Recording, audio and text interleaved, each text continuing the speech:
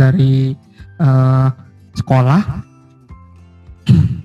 Oke, mungkin di sini saya akan membahas terkait dengan schedule gitu ya, schedule yang akan dilaksanakan besok dan pembagian tugas yang akan dilaksanakan besok ya Bapak Ibu ya, pada tanggal 5 November 2020. Iya, untuk besok Bapak Ibu, masing-masing kabupaten kota akan terdapat sekitar 9 ya, kisaran 8-11 ya, 11 tim teknis gitu ya, atau 11 yang akan bertugas sebagai proktor, seperti itu, yang akan bertugas sebagai proktor. Nah, masing-masing proktor diantaranya akan terdiri dari 20 peserta, gitu ya, akan terdiri dari 20 peserta. Untuk jenjang SMA contoh ya, untuk jenjang SMA besok akan ada dua orang gitu ya, yang menjadi proktor, dan masing-masingnya akan ada 20 peserta. Jenjang SMK juga sama, akan ada 2 orang masing-masing kabupaten. Jenjang SD juga akan ada 2 orang yang bertugas sebagai proktor, dan jenjang SMP juga akan ada 2 orang yang akan menjadi proktor. Untuk MI, MTS, dan MA akan terdapat 1 orang yang akan menjadi proktor. Nah, berdasarkan informasi ini Bapak Ibu, maka besok jika ada salah satu peserta yang akan melakukan atau request reset login atau terdapat kendala, maka masing-masing peserta akan masuk ke akun salah satu proktor gitu. Misalnya jenjang SD gitu ya. Jenjang SD di Kabupaten A itu akan terdapat 2 orang gitu ya. Akan terdapat 2 orang gitu. Nah, misalkan ada peserta atas nama Zaki gitu ya, atas nama Zaki.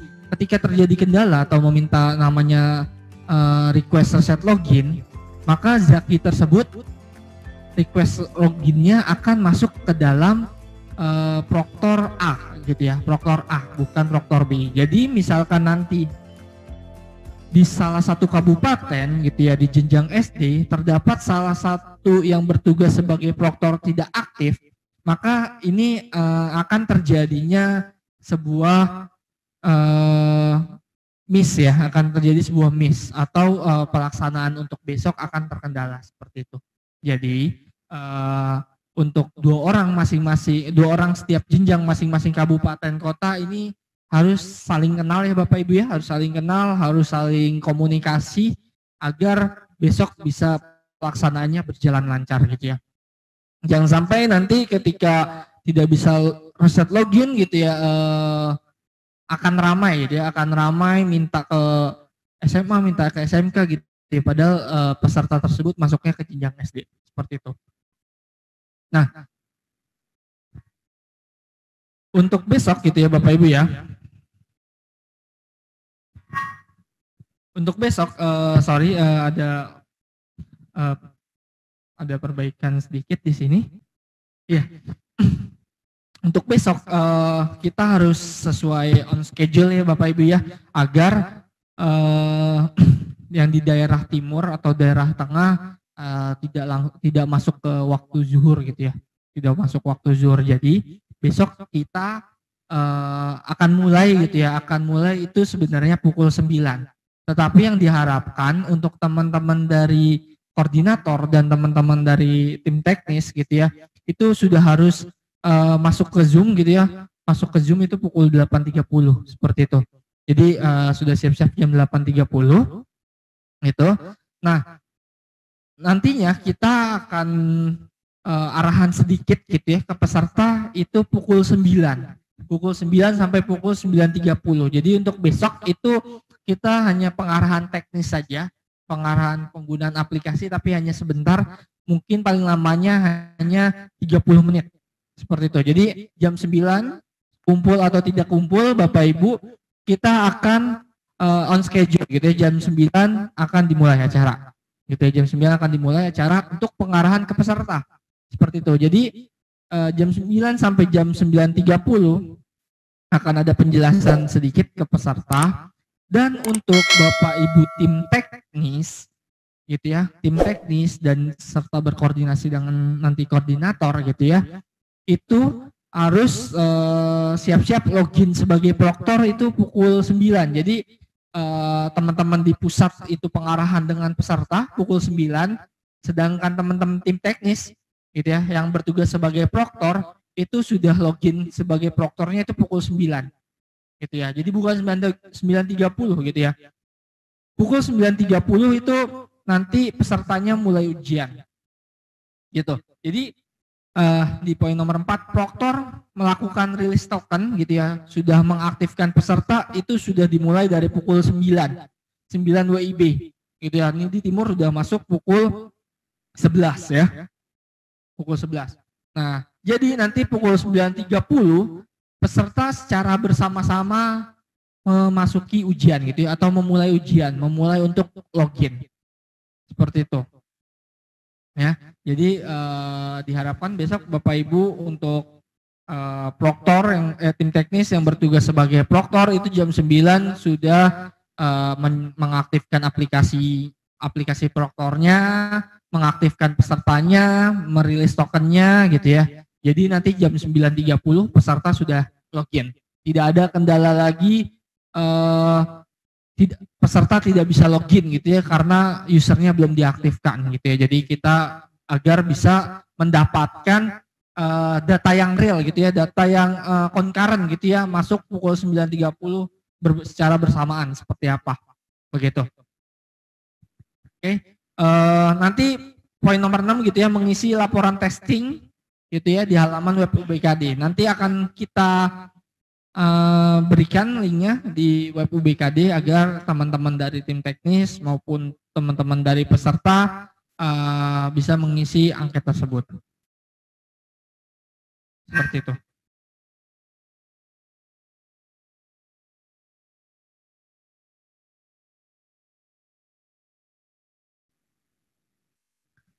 Oke. Ya. Nah, untuk besok Bapak Ibu, tadi seperti yang dijelaskan Pak Andaru,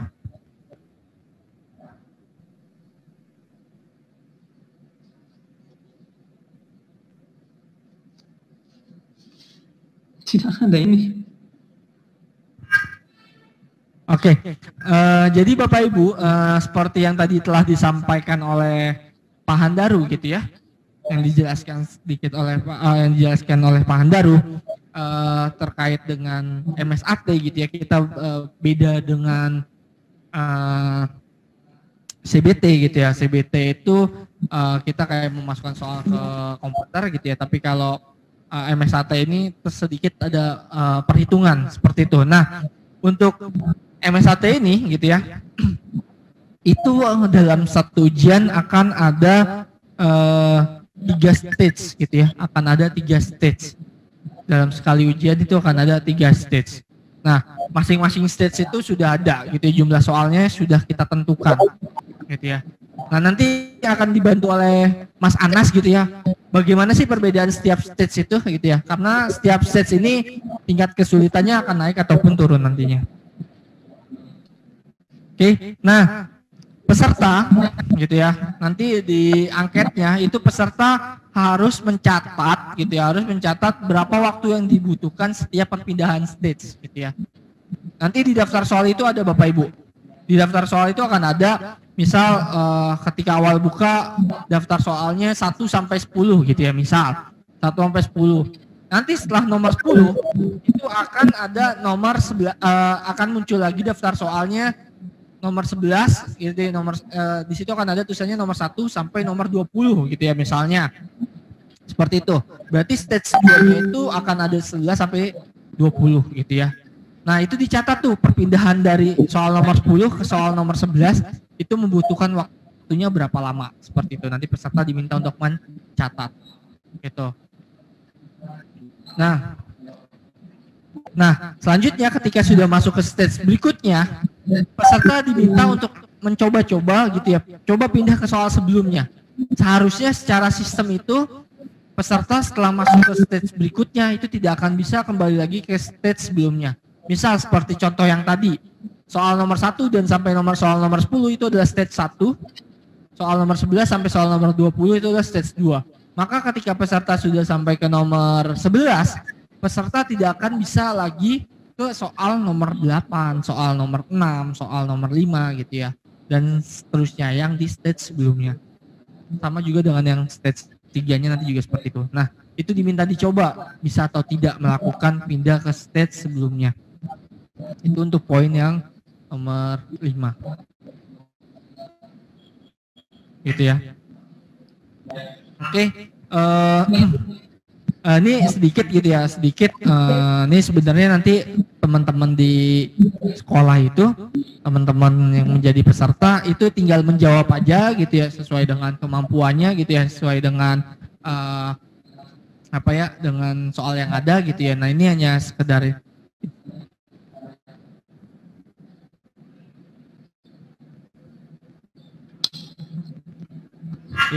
oke. Ya, jadi nanti peserta itu menjawab aja gitu ya. Kalau kemarin kita SSK itu ada skenarionya gitu ya, provinsi itu setiap provinsi harus berhasil atau harus gagal.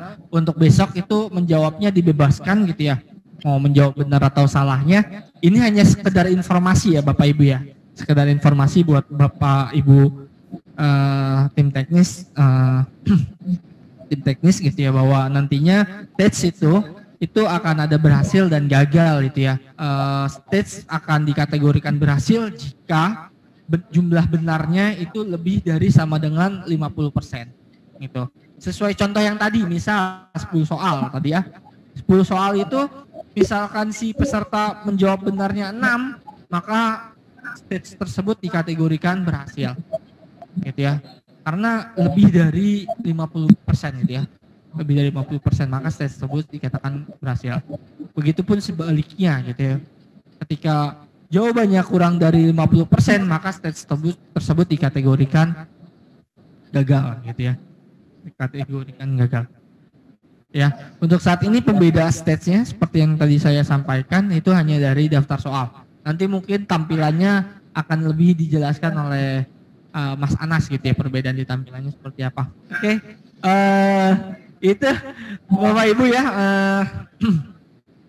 terkait dengan yang jadwal yang besok kita akan lakukan gitu ya, jadwal yang besok akan kita lakukan.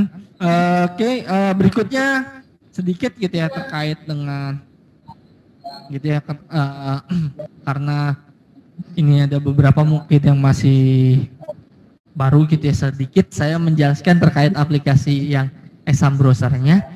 Nanti setelah ini akan dilanjutkan oleh Mas Anas gitu ya untuk cara penggunaan proktornya gitu ya, di tampilan proktornya seperti apa. Oke, jadi aplikasi yang akan digunakan Bapak Ibu akan ada 2 aplikasi ya, akan ada 2 aplikasi, yaitu aplikasi exam browser dan aplikasi proktor browser. Aplikasi exam browser ini nantinya yang akan digunakan oleh peserta. Gitu ya.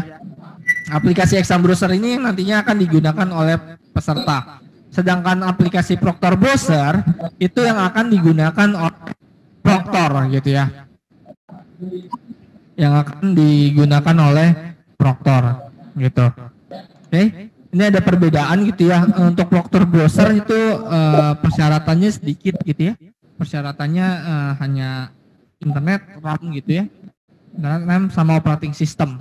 Gitu ya. Sedangkan aplikasi exam browser ini ada beberapa pengecekan. Gitu ya, ada beberapa pengecekan. Ada syaratnya gitu ya. Ada syarat untuk menjalankan aplikasi exam browser gitu ya. Untuk saat ini kita nantinya akan ada beberapa exam browser itu akan support untuk beberapa operating system ya.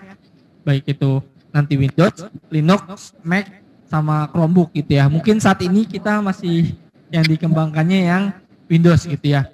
Yang Linux, Mac gitu ya, dan Chromebook itu dalam tahap development. Seperti itu. Oke, untuk yang saat ini operating sistemnya itu harus di atas Windows 7 ke atas, Windows 7, Windows 8, Windows 10, Windows 2000, Windows Server, gitu ya, Windows Server 2012, 2016, gitu ya. Itu bisa dijalankan. Jadi contoh misalnya Windows XP atau Windows 98 atau Windows 2000 itu sudah tidak bisa dijalankan di Exam Browser. Gitu ya. Untuk RAM itu syaratnya harus di atas 1 GB. Gitu ya. Untuk RAM syaratnya adalah di atas 1 GB. Gitu ya. Kalau di bawah 1 GB itu aplikasi Exam Browser-nya akan ada keterangan silangnya seperti itu. Untuk display resolution-nya gitu ya. Resolusi dari layar Bapak Ibu untuk memaksimalkan terkait dengan tampilan soal gitu ya. Tampilan soal maka resolusi layarnya untuk terkait MSAT ini kita syaratkan Bapak Ibu, untuk UBKD ini kita syaratkan yaitu resolusi layarnya harus di atas 1024 kali 720. Gitu ya. Harus di atas 1024 kali 720. Lebarnya harus lebih dari 1024, tingginya harus lebih dari 720. Gitu ya, lebih dari sama dengan. Nah, harus tersedia akses internet. Gitu ya. Harus tersedia akses internet. Gitu ya. Dan juga akses internetnya bisa mengakses halaman Kemdikbud ya Bapak Ibu ya. Harus akses internetnya harus terakses halaman Kemdikbud. Gitu ya, karena kita mengeceknya ketika menjalankan aplikasi Exam Browser itu adalah halaman website dari Kemdikbud. Gitu ya.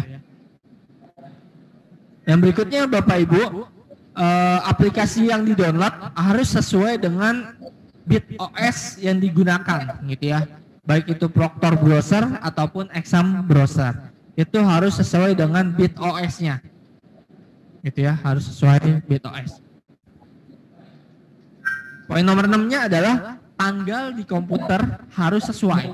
Nah, tanggal di komputer ini hanya untuk yang aplikasi Exam Browser ya Bapak Ibu ya, nih di aplikasi Exam Browser kan ada waktu komputer peserta ya. Nah, itu tanggalnya harus sesuai. Jadi di komputer Bapak Ibu sekalian di kanan bawahnya itu akan ada tanggalnya ya Bapak Ibu ya. Ada tanggalnya. Nah, tanggal tersebut harus sesuai dengan tanggal saat ini.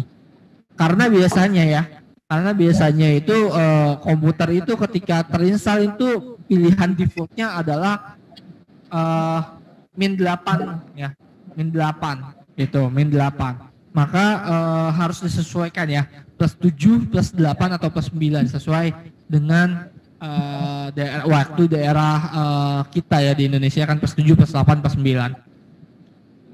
Nah, yang berikutnya tidak diizinkan menggunakan extend screen ya.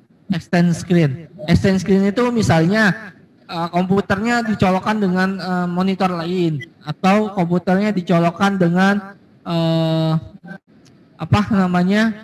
proyektor gitu ya. Ataupun misalnya ketika Bapak Ibu menekan Windows P gitu ya. Ketika Windows P itu akan ada PC screen only atau duplicate atau extend. Nah, kalau setelan komputernya extend, itu aplikasi Exam Browser-nya tidak akan bisa dijalankan gitu ya. Kalau kita coba untuk pengen sharing gitu ya, sharing layar itu kan ada Windows P ya. Itu kan ada pilihannya extend ataupun duplicate atau PC screen only. Kalau komputer Bapak Ibu itu extend di settingnya komputernya itu tidak akan bisa menjalankan aplikasi Exam Browser-nya.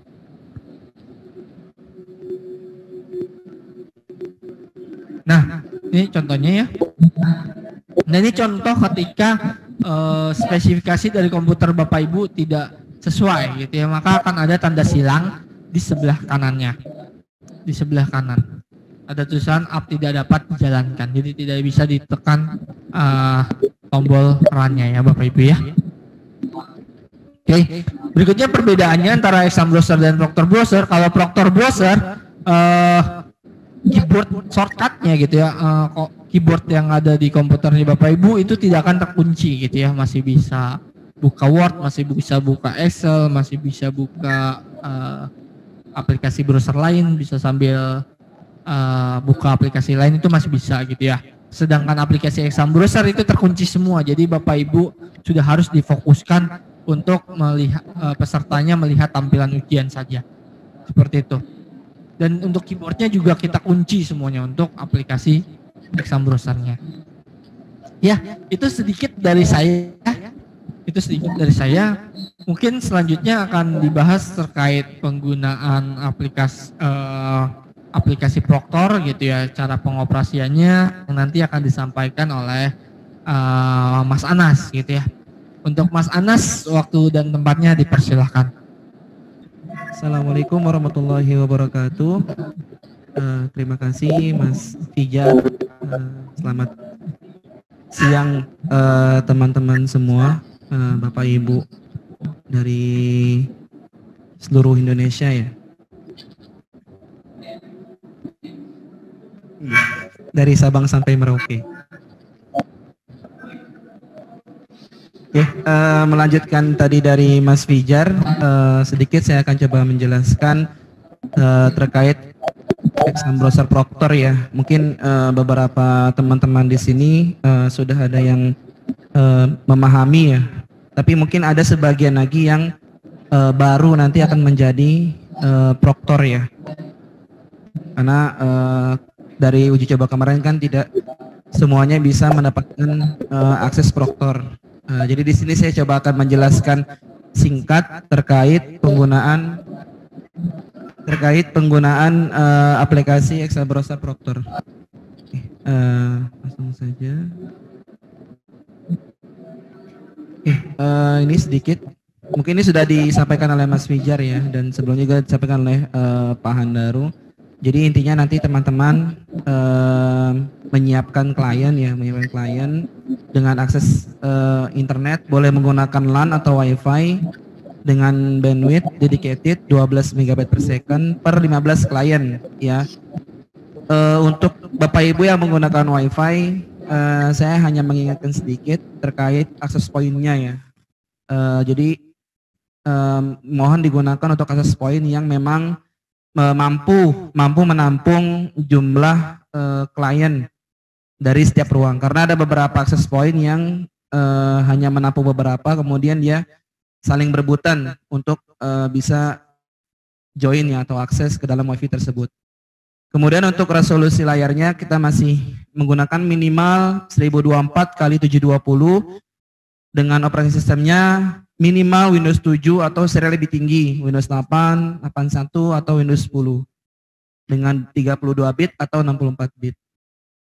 Kemudian nanti teman-teman mendownload ya, mungkin sudah ada yang punya ya teman-teman ya, untuk aplikasi exam browser Proctor dan exam browser client yang dapat diunduh di web UBKD.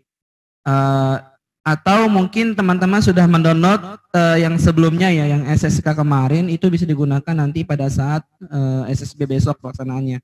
Dengan versi kalau nggak salah versinya 20.10.14 kalau nggak salah ya. Hanya versi itu saja yang dapat digunakan, selebihnya tidak bisa digunakan ya Bapak Ibu ya. Jadi untuk exam browser yang lain Bapak Ibu boleh hapus, karena kalau digunakan nanti akan muncul errornya itu 402 ya.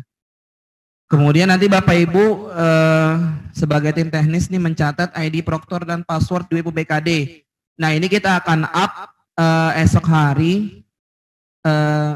Ya kita nanti akan up ID-nya dan passwordnya itu setengah jam ya, mungkin setengah 9 sudah kita up nanti di web UBKD. WIB setengah 8 WIB, setengah 8 sorry, 8.30 WIB.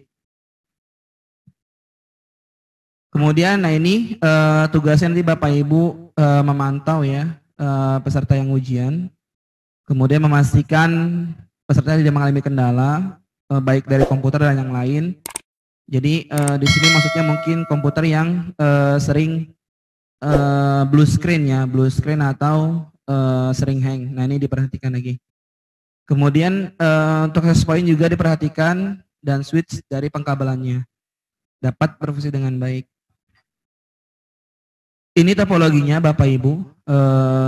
Sedikit saya memberikan penjelasan ya, karena kemarin pada saat Vicon juga untuk yang uji coba TKG ada beberapa teman-teman dari jenjang SD khususnya yang masih bingung ya, atau dari jenjang SMP pun masih ada yang masih bingung dengan topologi yang CBT online ini.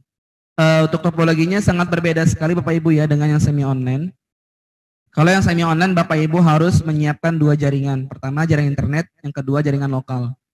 Kalau untuk online Bapak Ibu tidak perlu menyiapkan jaringan lokal, tidak perlu Bapak Ibu ya, karena ini semuanya aksesnya tertuju ke langsung ke server pusat ya. Jadi tidak ada lagi yang namanya itu server setiap ruang. Ya, kita menyebutnya itu Proctor ya, atau PC Proctor atau laptop Proctor. Nah, untuk device sendiri Bapak Ibu bisa menggunakan laptop ya atau PC untuk yang ID Proctornya.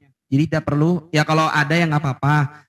Tapi kalau memang ini kita tidak mensyaratkan untuk spesifikasi minimum untuk PC Proctor ya. Beda dengan yang UNBK dulu ya, dengan semi online. Kalau dulu memang kita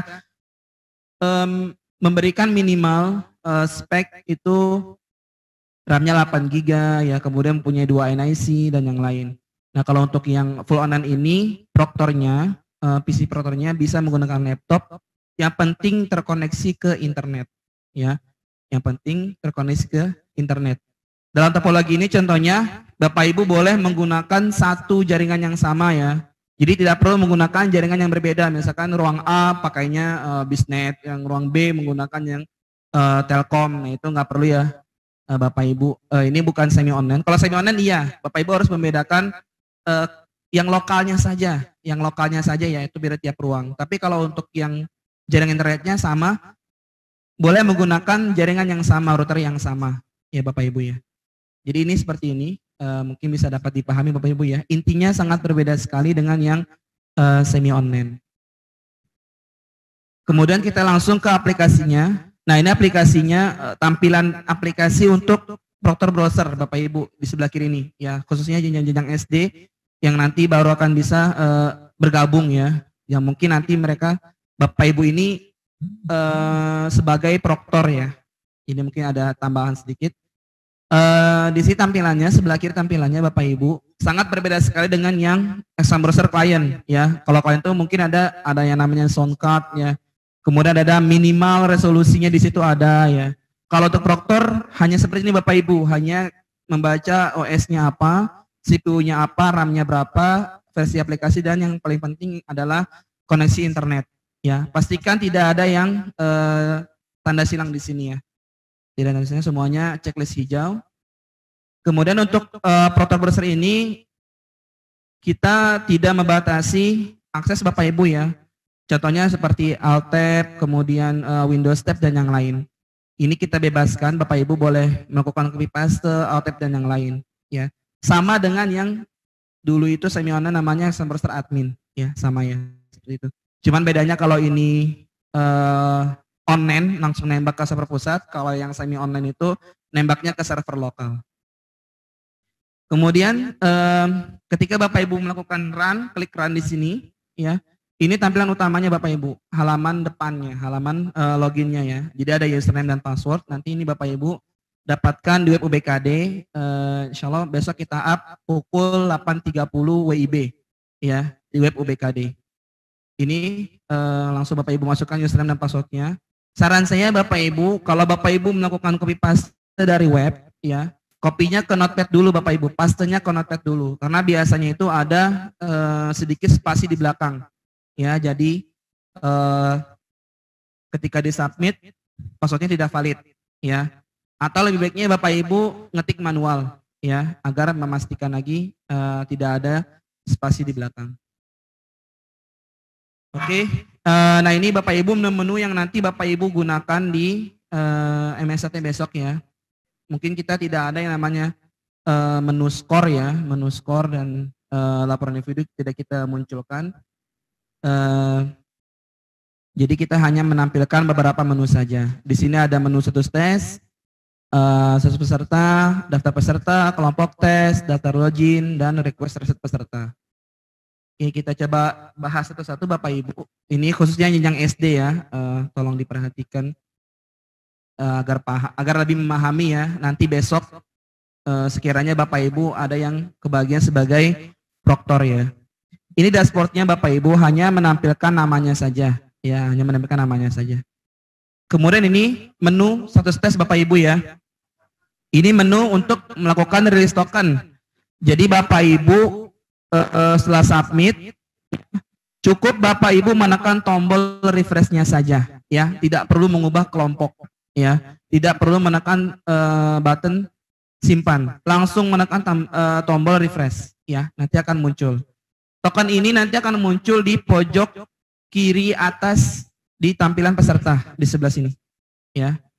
Dan juga ada tombol refresh di peserta. Ini fungsinya untuk merefresh, ya, atau melihat token yang sudah dirilis oleh proktor, ya. Token ini aktif selama 15 menit sekali. Jadi kalau misalkan Bapak Ibu 15 menit sekali tidak ada yang request, Bapak Ibu tidak perlu menekan atau merilis tokennya, ya. Tapi kalau misalkan memang ada, baru Bapak Ibu melakukan release token, ya. Ini lebih simpel Bapak Ibu dibanding waktu yang semi online, ya. Kalau semi online Bapak Ibu harus mengumumkan kembali token yang baru kepada peserta, ya. Mungkin harus dengan cara mohon maaf ya, dengan cara yang teriak atau mungkin dengan melakukan menulis di Word, ditampilkan di InFocus, ya. Kalau ini cukup peserta menekan tombol refresh-nya saja di pojok kiri atas seperti ini Bapak Ibu, ya. Oke, itu untuk menu status tes, fungsinya untuk merilis token. Tokennya aktif selama 15 menit sekali, ya. Selama 15 menit sekali itu akan hilang dan Bapak Ibu harus melakukan rilis ulang jika ada permintaan dari peserta, ya. Jika ada permintaan dari peserta. Kalau tidak ada dan Bapak Ibu merilis, ya silakan, tidak apa. Itu untuk menu status peserta. Kemudian tadi menu status tes, ya. Sekarang menu status peserta. Nah, ini mungkin Bapak Ibu kalau ingat-ingat di semi online, ini adalah menu untuk melakukan upload hasil, ya Bapak Ibu, ya. Nah, kalau yang di full online ini kita batasi Bapak Ibu tidak ada pilih peserta ataupun upload, ya. Karena semuanya dari pusat, ya. Dan juga untuk sinkronisasi Bapak Ibu tidak perlu melakukan sinkronisasi, semuanya dari pusat. Bapak Ibu hanya menjalankan saja, langsung menjalankan aplikasi proktornya, ya. Ini menu status peserta, fungsinya Bapak Ibu hanya melihat saja, hanya melihat peserta siapa saja yang sudah selesai statusnya atau masih mengerjakan di sini, ya. Tidak ada tombol pilih atau tombol upload. Itu fungsinya untuk status peserta. Kemudian data peserta masih sama Bapak Ibu untuk melihat jumlah peserta per proktor, ya. Karena nanti setiap proktor itu mempunyai peserta yang berbeda-beda. Ini hanya melihat saja jumlah pesertanya. Kemudian, nah ini kelompok tes Bapak Ibu, ya. Kelompok tes fungsinya untuk mengaktifkan peserta tes ujian, ya. Beda dengan yang tadi status tes, ya Bapak Ibu, ya. Kalau status tes Bapak Ibu untuk merilis token dan tokennya itu nanti akan digunakan oleh peserta setelah login untuk masuk ke halaman soal. Kalau ini di awal Bapak Ibu. Kalau Bapak Ibu tidak melakukan assign all atau mengaktifkan kelompok tes, pesertanya tidak akan bisa login, ya. Dapat dibedakan Bapak Ibu, ya. Jadi kalau yang kelompok tes ini peserta tidak bisa login, tapi kalau untuk yang token tadi itu dibutuhkan untuk masuk ke halaman soal, ya. Jadi Bapak Ibu untuk mengaktifkannya cukup menekan tombol assign all, nanti kemudian save change, ya. Kemudian Bapak Ibu bisa melihat jumlah peserta yang sudah di-assign di pojok kanan atas seperti ini, ya. Ini jumlahnya. Nanti berbeda-beda Bapak Ibu, ya, setiap proktor, ya, seperti ini. Jadi tahapannya nanti Bapak Ibu proktor yang baru nanti akan menggunakan aplikasi ini, tahapannya itu Bapak Ibu setelah melakukan release token, ya, sudah di refresh, muncul tokennya, Bapak Ibu jangan suruh pesertanya untuk login dulu, ya, langsung ke menu kelompok tes dulu nih Bapak Ibu nih sebagai proktor, aktifkan dulu, setelah aktif baru meminta peserta untuk melakukan login, seperti itu. Kemudian, nah ini daftar login Bapak Ibu. Ini mungkin kalau Bapak Ibu masih ingat, ya, ini kalau semi online namanya reset login peserta, ya. Reset login peserta. Untuk di online ini Bapak Ibu, menu ini hanya untuk melihat peserta yang login, ya, peserta yang login, ya. Ada berapa orang? Harusnya sesuai dengan yang Bapak Ibu assign, ya. Harusnya, ya. Jadi untuk menu ini Bapak Ibu hanya melihat saja siapa saja yang sudah login, ya. Dan tombol button ini Bapak Ibu abaikan dulu saja, ya. Oke, untuk offline ini Bapak Ibu abaikan saja. ini masih kita perbincangkan Bapak Ibu, tombol ini mau kita hidden atau mau kita hapus. Ya, karena masih jadi perbincangan di teman-teman pusat untuk developmentnya. Untuk reset loginnya Bapak Ibu bisa gunakan di menu request reset login peserta. Ya, jika ada peserta yang melakukan request reset. Ya, jika ada peserta yang melakukan request reset. Jika ada Bapak Ibu baru bisa mengapprove ya. Dengan mencek box kotak yang kecil ini, di check box, nanti semuanya akan terchecklist ya. Semua peserta yang meminta request akan terchecklist dan Bapak Ibu boleh menekan tombol reset peserta di sini ya. Khusus menu ini kita tanamkan kita beri fasilitas lebih ya Bapak Ibu ya. Yaitu auto refresh ya, sekitar 1 menit sekali. Jadi jika ada peserta yang melakukan request reset sebelum 1 menit, Bapak Ibu boleh melakukan refresh manual dengan menekan F5 pada keyboard ya, dengan menekan tombol F5 pada keyboard. Itu beberapa menu Bapak Ibu untuk jenjang SD khususnya ya, yang baru nanti akan menjadi proktor ada 6 ya, kalau nggak salah ada 6 menu ya, ada 6 menu dari status tes, kemudian ada status peserta, kemudian ada daftar peserta, ada kelompok tes, daftar login dan request reset login peserta ya. Kemudian saya coba sedikit troubleshooting aplikasinya Bapak Ibu, khususnya yang baru ya mengikuti uji coba ini. Nah, ini yang paling sering dialami Bapak Ibu ya.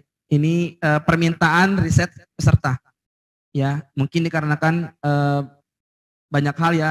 Bisa jadi karena PC kliennya itu tiba-tiba hang dan harus keluar dari aplikasi, atau mungkin karena jaringan koneksi internetnya yang tiba-tiba putus ya. Ketika pesertanya keluar dari aplikasi itu harus melakukan reset peserta ya, dengan menekan tombol ini tombol Bapak Ibu ya, ini bukan watermark ya. Ini tombol Bapak Ibu, jadi Ibu harus diklik ini Bapak Ibu nih, karena masih ada proktor yang bingung ya, Pak ini ada yang reset, minta reset tapi kok nggak ada ya di menunya ya. Pesertanya lupa mengklik tombol ini Bapak Ibu. Ini yang abu-abu ini ya. Ini bisa diklik Bapak Ibu. Jadi harus diklik dulu, nanti baru Bapak Ibu approve di menu ini. Ya, harus approve di menu ini. Kalau ini tidak diklik, ya udah tidak akan muncul di menunya, tidak ada menu itu. Ini bukan watermark Bapak Ibu ya. Ini bisa diklik ya, diklik dulu ya. Harus diklik nanti baru approve di sini. Ya. Mungkin nanti kita akan coba ubah warnanya kali Bu ya, Bapak Ibu ya. Soalnya memang ini seperti watermark ya, dan tidak terlihat seperti button ya. Mungkin kita akan ubah warnanya biar lebih jelas. Ini di keterangannya di sini reset peserta menunggu 1 menit. Sebenarnya tidak menunggu 1 menit Bapak Ibu ya. Ini hanya estimasi saja, tergantung proktornya memantau atau tidak. Seperti itu. Tergantung proktornya memantau menu ini atau tidak. Ya, kalau memantau ini tidak lebih dari 1 menit, Bapak Ibu bisa langsung login lagi, seperti itu. Kemudian ini error yang ini, maaf username Anda belum diaktifkan. Ini yang tadi saya sampaikan Bapak Ibu di awal ya. Setelah Bapak Ibu release token, langsung ke menu kelompok tes ya, untuk melakukan assign peserta agar pesertanya bisa login ya. Jika ada muncul ini, Bapak Ibu langsung ke menu kelompok tes, seperti itu.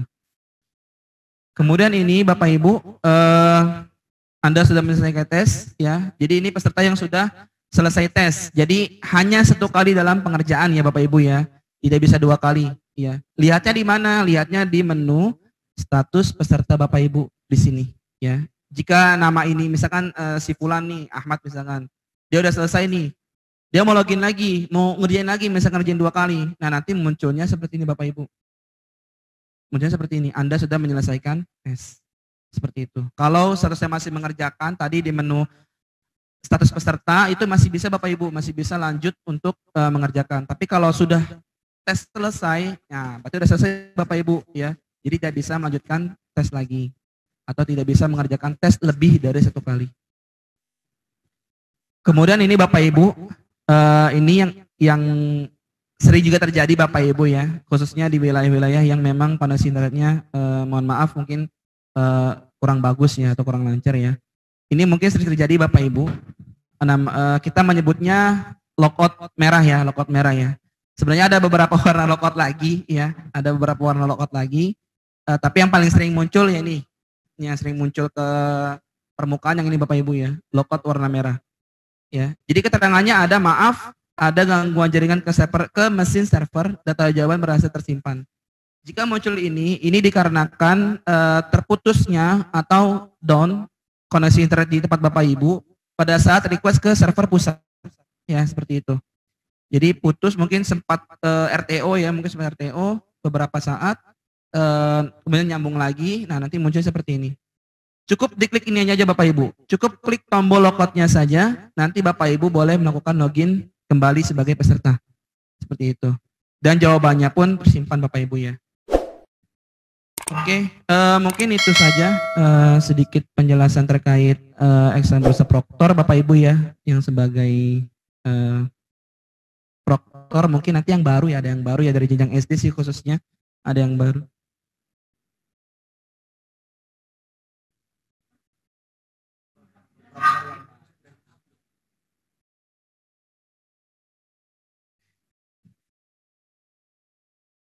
Dari proktor yang baru ya, bukan versi aplikasinya Bapak Ibu ya. Kalau versi aplikasinya tadi versinya 20.10.14 ya, tadi di komplain saya sama Mas Fijar, tidak ada yang baru ya aplikasinya. Iya, maksudnya proktor baru ya, bukan versi aplikasi proktor yang baru, bukan. Dijelaskan lagi Mas Fijar ya. Oke, saya coba menjelaskan lagi Bapak Ibu sedikit lagi terkait stage ya. Oke, ini tadi yang disampaikan oleh Mas Fijar ya, cara mengetahui dia dapat dia lagi di stage berapa.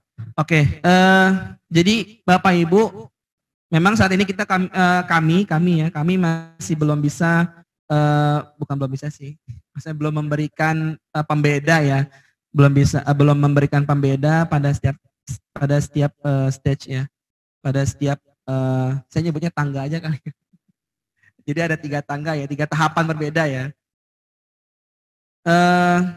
Jadi cara gampangnya Bapak Ibu setelah login, sebagai peserta ya, setelah login,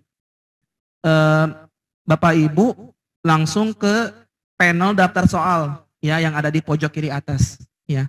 Jadi kan ada, kalau nggak salah itu urutannya itu barengan sama informasi soal, kemudian ada waktu, nah sebelahnya itu ada panel daftar soal. Nah itu diklik, setiap stage itu diklik Bapak Ibu. Jadi Bapak Ibu bisa mengetahui stage pertama itu Bapak Ibu dapat berapa.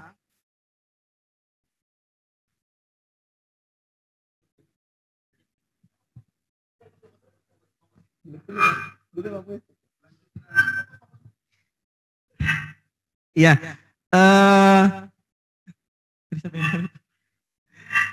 Oke, ini contohnya Bapak Ibu. Jadi step stage-nya itu Bapak Ibu mencatat jumlahnya.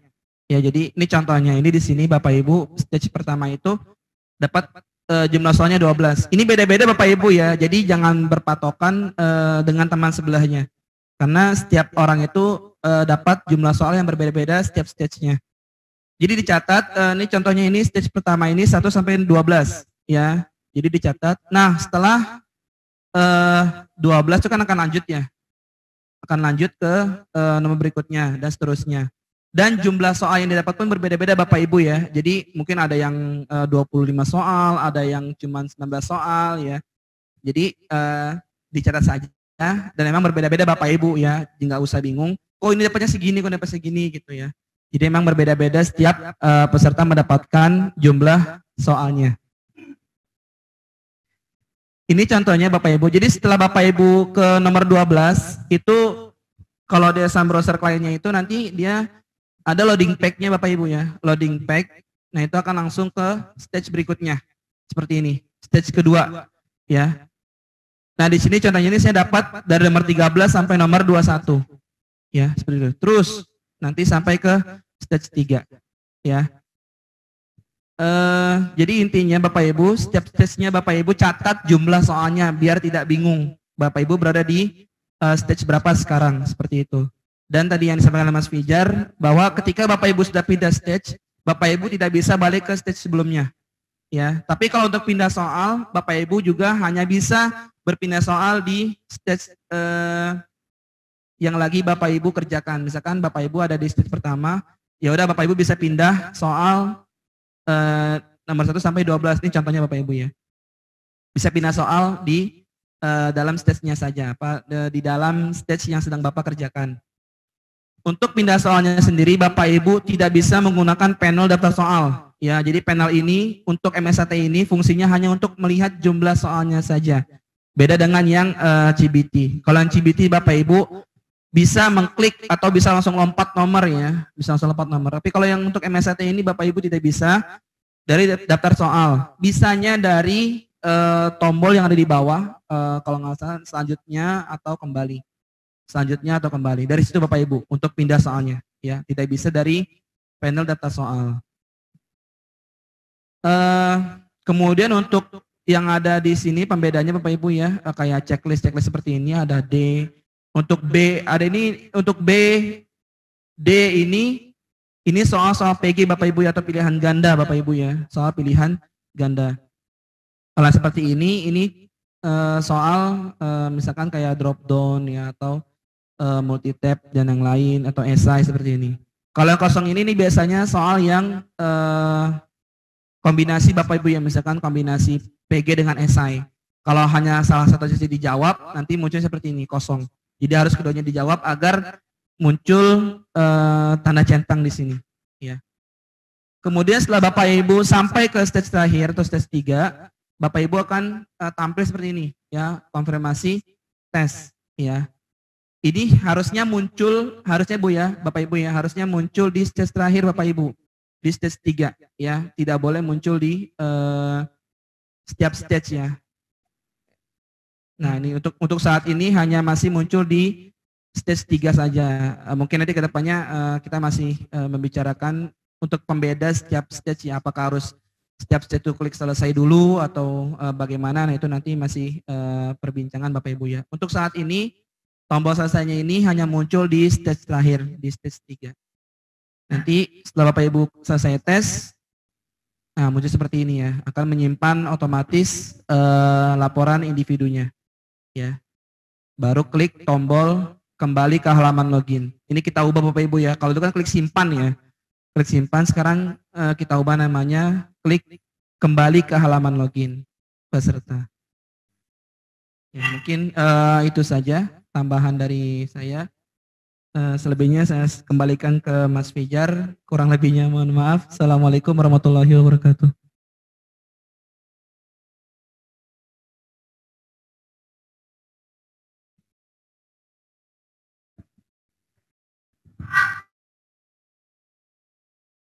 Mantap memang Mas Anas nih. Ya, Bapak Ibu, untuk besok Bapak Ibu terkait user proktor dan user peserta, gitu ya, itu akan kita bagikan pukul 7 WIB, gitu ya. Jadi Bapak Ibu besok melihat username password POK 7 WIB ya, 7 pagi ya Bapak Ibu ya, AM ya, AM. Nah, dan juga untuk akses peserta Bapak Ibu yang membagikan adalah tim teknisnya atau yang bertugas sebagai proktornya. Jadi besok di setiap masing-masing proktor gitu ya, masing-masing proktor itu akan ada yang namanya username password untuk CBT Sing Web gitu ya, untuk CBT Sing Webnya, dan yang satunya lagi adalah username password peserta. Nah, username password peserta dibagikan masing-masing tim teknis. Seperti yang tadi disampaikan terkait dengan skenario, masing-masing proktor itu akan ada 20 peserta. Gitu ya, masing-masing proktor akan ada 20 peserta. Maka si proktor tersebut wajib membagikan 20 username password peserta ke pesertanya masing-masing. Gitu ya.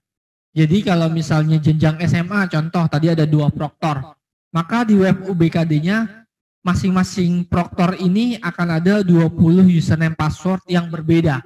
Jadi dibagikan masing-masing ke sekolah yang bersangkutan atau proktor yang peserta bersangkutan gitu ya, kepada peserta yang bersangkutan gitu ya, masing-masing username passwordnya gitu ya. Akan kita buka pukul 7, jadi Bapak Ibu sudah bisa membagikan gitu ya, sebelum dimulai acara itu sudah bisa membagikan username passwordnya ke peserta seperti itu. Nah, besok di menu data pendukung juga akan kami sediakan menu untuk downloadnya. Itu akan kami sediakan menu downloadnya. Dan untuk Bapak Ibu di koordinator kabupaten, untuk Bapak Ibu koordinator kabupaten kota ataupun Bapak Ibu tim teknis provinsi, besok Bapak Ibu koordinator dan juga Bapak Ibu dari tim teknis juga bisa melihat untuk akun proktornya dan akun pesertanya gitu ya, bisa melihat juga gitu ya. Jadi bisa untuk misalnya terdapat satu dan lain hal proktornya off atau tidak ada gitu ya, atau misalnya tidak ikut dalam kegiatan ini, itu bisa koordinator atau provinsi saling berkomunikasi untuk mencarikan penggantinya untuk membagikan username proktor dan username password pesertanya. Seperti itu Bapak Ibu ya. Jadi kami ingatkan kembali, besok jam 7 itu sudah kami buka, jam 7 WIB sudah kami buka akses username password proktor maupun peserta di menu data pendukung. Pukul setengah 8 Bapak Ibu, setengah 9 Bapak Ibu untuk tim teknis proktor itu sudah siap-siap gitu ya, karena pukul 9 kita akan mulai acara untuk sedikit menyampaikan ke peserta terkait perbedaan yang tadi MFAT, seperti itu. Oke, itu saja dari saya. Mohon maaf jika ada salah kata. Terima kasih, akan saya kembalikan lagi ke Bapak Eviana Kamudin. Ya.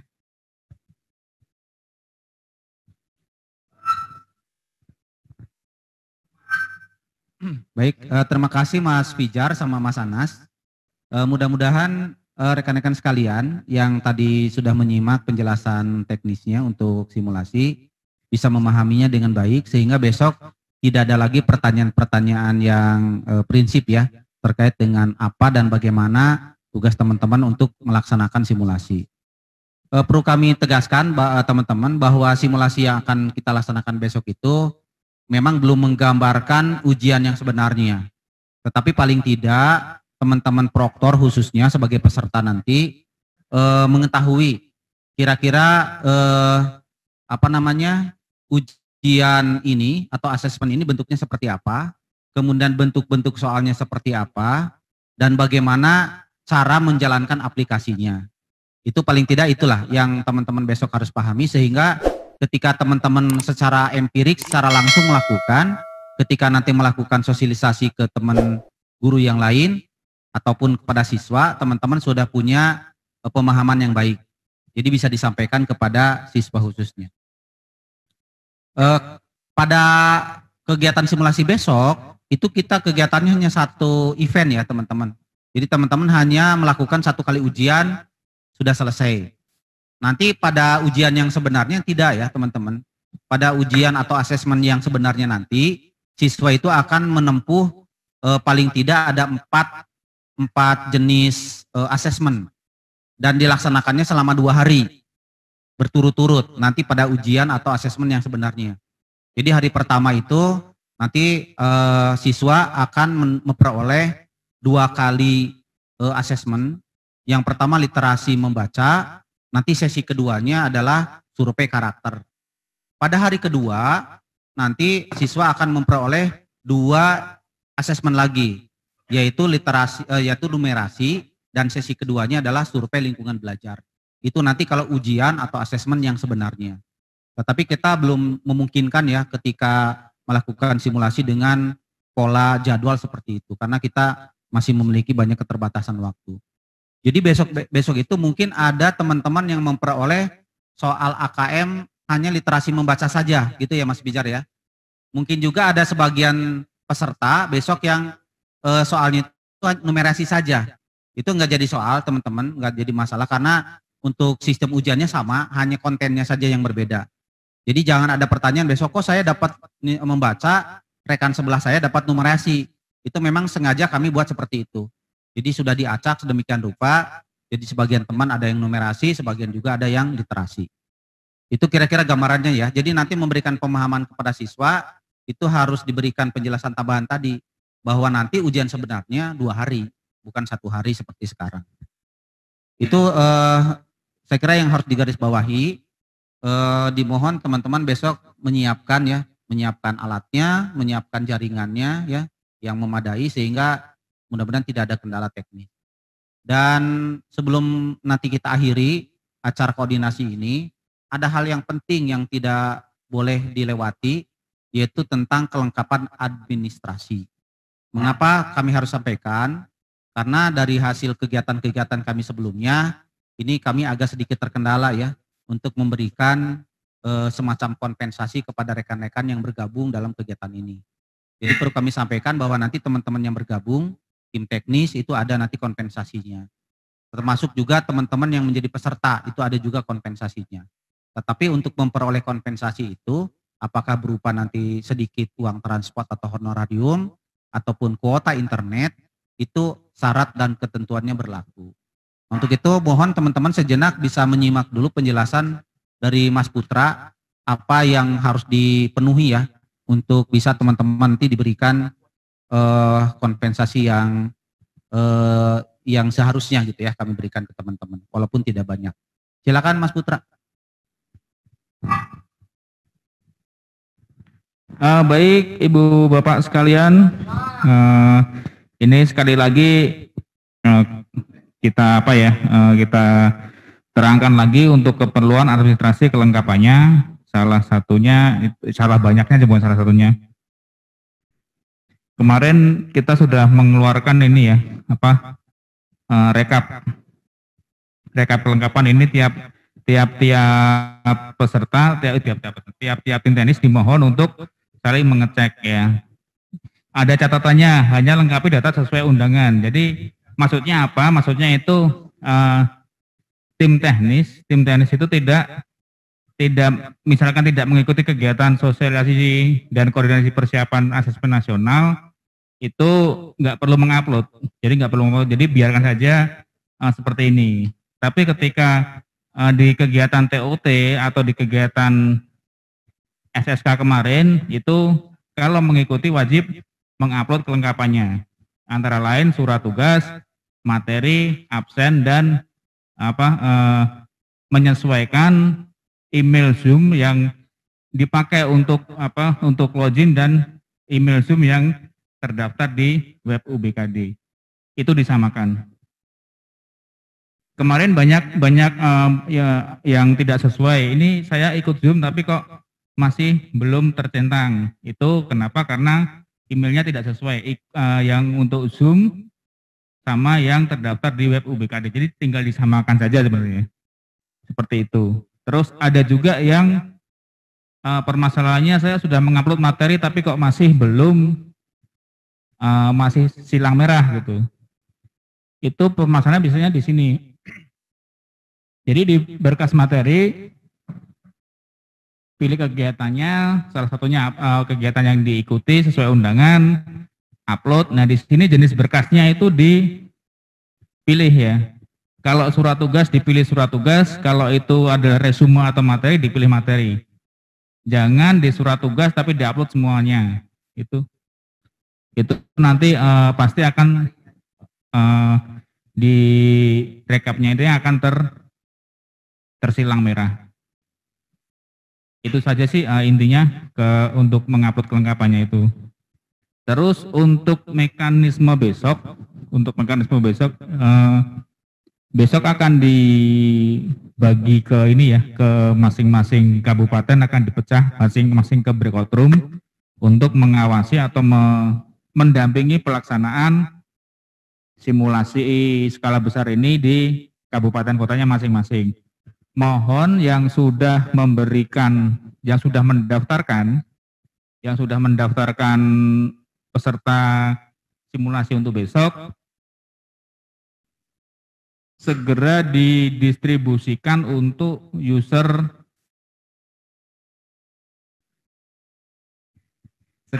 segera didistribusikan untuk username dan passwordnya, karena dari hasil yang rekap tadi masih banyak yang belum login. Itu kemungkinan ada 2, sudah dibagikan tapi pesertanya belum login. Yang kedua memang belum didistribusikan, baru didaftarkan saja. Jadi sebisa mungkin ini kan pelaksanaan sudah tinggal besok nih. Jadi segera didistribusikan ke pesertanya masing-masing. Biar pesertanya bisa login dan bisa mengikuti pengumuman di web dan melengkapi data-datanya yang diperlukan. Terus apa lagi ya? Itu aja sih. Ya, ini kan masih banyak pertanyaan kok, banyak yang belum terkirim. Nah, itu yang baru kami kirim hanya baru yang kegiatan SSB tahap pertama. Untuk TOT, SSK dan yang SSB yang kemarin itu sosialisasi itu belum, karena kita masih validasi datanya, kelengkapan datanya.